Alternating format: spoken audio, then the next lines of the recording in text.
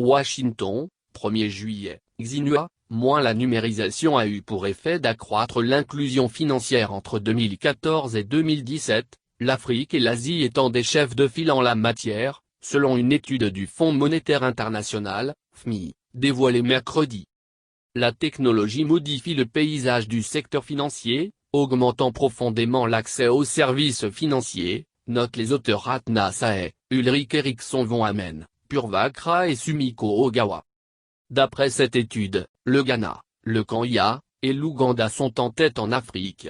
En revanche, le Moyen-Orient et l'Amérique latine ont moins recours aux services financiers numériques. Dans la plupart des pays, le paiement numérique ouvre la voie vers le prêt numérique, les entreprises du secteur recueillant des données et développant de nouveaux moyens de les exploiter pour analyser la solvabilité des emprunteurs, souligne le blog dédié du FMI.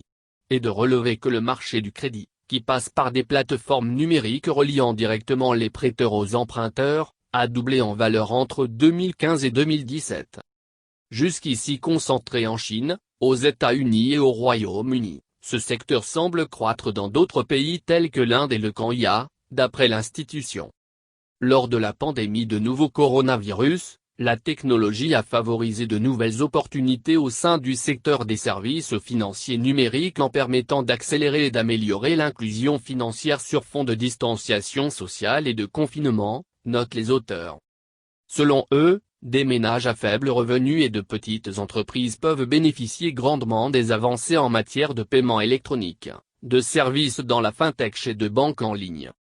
Si la pandémie devrait accroître le recours à de tels services, elle risque aussi de représenter un défi pour la croissance des acteurs plus modestes du secteur et souligne le caractère inéquitable de l'accès aux infrastructures numériques. Pour exploitant ce potentiel numérique dans l'après-Covid, plusieurs facteurs doivent être réunis, écrivent-ils, citant une égalité d'accès aux infrastructures numériques, une alphabétisation financière et numérique accrue et une absence de distorsion des données, tout ceci concurrent à une reprise plus inclusive.